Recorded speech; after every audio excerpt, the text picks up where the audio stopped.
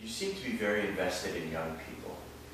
Just based on our earlier conversation, one thought is that, in a sense, their karma has yet to be determined for their lifetimes. They have more ahead of them, and therefore more can be changed. Yes. Does that play a role in your interest in them? Yes. I think that they are our future, and if I can leave as a legacy just some ideas, some possibilities, some resources, so that the next generation that get trained with all this can have a better chance of making some progress, that would be really remarkable. That's what I like to do. And I feel that the older generation of people, most of them, my generation of people, it's very difficult to sit down and have an open conversation with them, because they've got their minds made up, and they're too invested in this. They're not free thinkers. Like for instance, I'll tell you, most of my Indian American friends, the kind that live in prosperous neighborhoods, Princeton areas and East Coast, they're all doing very well. They don't understand why I'm doing all this. I could be doing deals, making millions of dollars. I could be investing in something. For them, having spent 16 years, 17 years of my life full time doing this, is something they don't understand. They don't know why someone would do that when he had other options. And I start arguing, because I think at that stage in life, they are quite established. They're not likely to change. They are pursuing their ideas of living, which tend to be material accumulation, just getting ahead in different ways.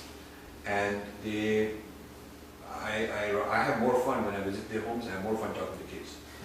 And I sit down and ask the young people around, what they're doing and so on. And I have more excitement dealing with them. Is the dharma of a child different than the dharma of an adult? Or are they just trying to self-actualize and realize the dharma of the adult? Yeah, I think the dharma is the person's dharma is evolving during their life, and it evolves in a direction based on their choices.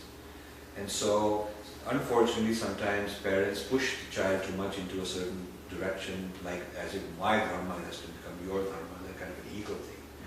I try not to do that with my kids. I try to very explicitly, over and over again, let them make their choices, choose their careers, do whatever is their calling, experiment openly, feel safe in trying things, change their mind. And so I never try to take my unfulfilled wishes and dump them on the kids and say, okay, now you got to carry out. And a lot of Indian parents are pressuring their kids to go into medicine or go into law or go into industry or Wall Street or technology, because there's some careers where you can do better, make more money. So they're applying their criteria of happiness and success onto the kids. And maybe the kid wants to become a musician, or maybe the kid wants to become an artist or become a great chef or whatever. And they're not allowing, or certainly not encouraging them to express that for themselves. So the children inherit the dharma of their parents, rather than letting their own manifest itself. Yes, the children have their own dharma, but it gets overruled by the parents imposing too much. Even in religion, I have encouraged my kids to sort of decide for themselves, learn about different traditions, and have their own ideas about spirituality.